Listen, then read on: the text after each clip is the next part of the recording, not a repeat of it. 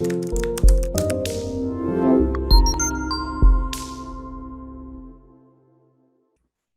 is Valerie Van Boeven with the Senior Care Industry Netcast, where leaders with 3 or more years of experience in the senior care market share their advice. So let's get to it, and in a few sentences, tell us who you are and what you do. Hello there. My name is Kristin Johnson. I'm the Director of Support Services at Wentworth Senior Living in Portsmouth, New Hampshire. I am the Director of Support Services, as I just said, and I am responsible for our operational oversight, training and development incentives, and I also oversee our facilities and operations. You have a big job. That's a lot. That's a lot. All right. Well, tell us from your perspective and your years of experience, what is the best thing about serving aging adults? I think, when they get to this point of their life, there's some struggles in being at home and, they're caring for themselves and their homes, and we get to alleviate that a little bit and just let them enjoy their life. We take those stressors away, or at least minimize them, and just really allow them to focus on the things that bring them joy every day.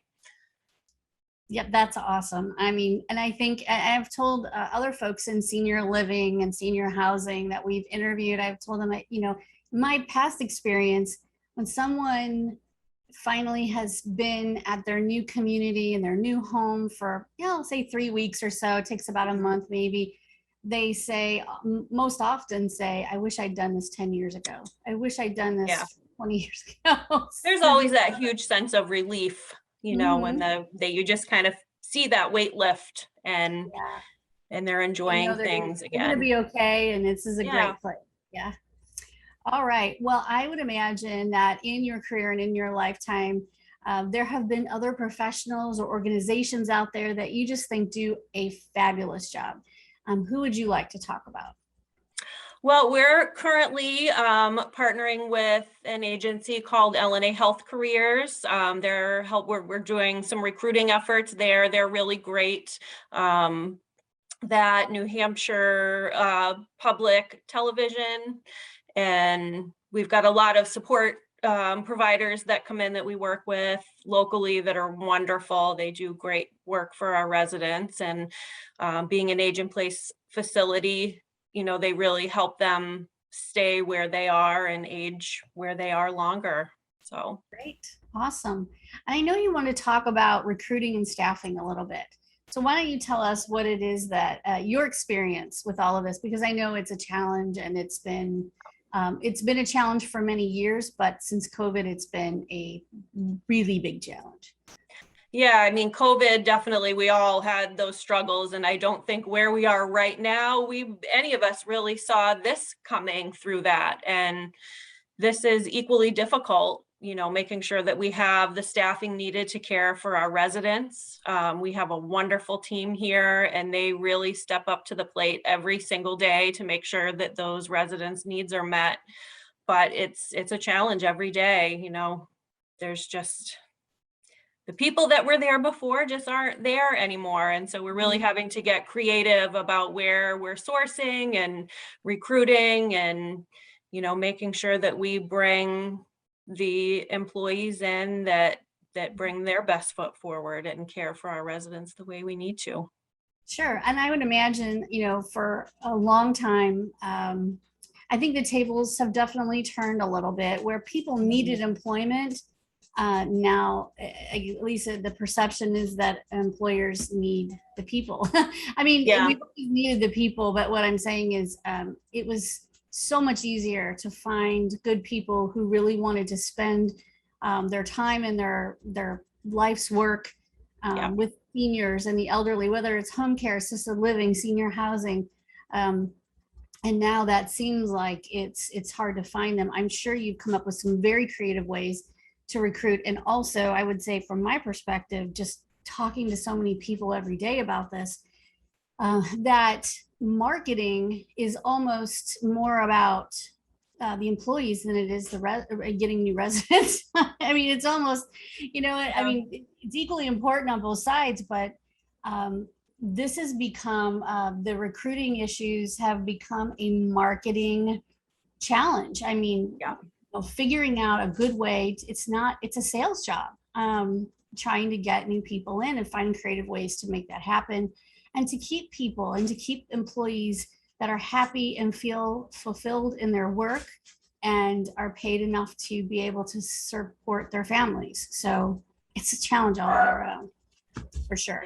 We're fortunate. We have a great community here, and I think we have a lot to offer someone, just starting out. I mean, I think we're seeing a lot of that now too, is, new people coming into this field, and we have a wonderful community to teach and help them build their foundation for a career in healthcare going forward. So it's challenging, but it's also a little exciting to know that this is maybe the beginning of someone's career. Yes. And for any of us who've worked in healthcare, I'm a nurse by trade. I didn't start out as a nurse. I started out as a home health aide, or I started out in the hospital as a CNA. So we all have to start somewhere, and getting that experience and then climbing that career ladder is an exciting time. And if you do Yeah. well in healthcare, you will always have a job in healthcare. Absolutely. From the very beginning of your career all the way to the end, there'll never be a shortage of need for good aides, good nurses, good people in the dietary section, good people everywhere in that building and all of the facilities around. So it's a great career. I tell my kids that all the time. My girls are 14, and I tell them, I know, computers are fun and exciting. And yes, computer technology is another place where you'll always have a job. But if you go into healthcare, you will always have a job that you want and that you like anywhere in the world, pretty much. Yeah, absolutely. And I think we're seeing that there's just more opportunities and probably ways that we wouldn't have really considered 2 years ago. So Exactly. So let's talk about online marketing a little bit. Everybody has a website, pretty much. I can't imagine a healthcare company that does not. So marketing has become a bit challenging, especially. I know, it's funny because for a home care agency, they're trying to come into your community, and for you're having to say, ugh, for a long time, and maybe it's not so much that way now, but for a long time, people couldn't come in.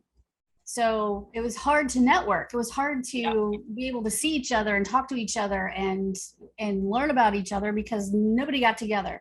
So what has been your experience, and how have things changed? Is it better now? Are you able to go to networking events in New Hampshire? we haven't quite stepped out there yet, but like I said, we have really great relationships with the organizations that we work with, and word of mouth has always been a really great source for us.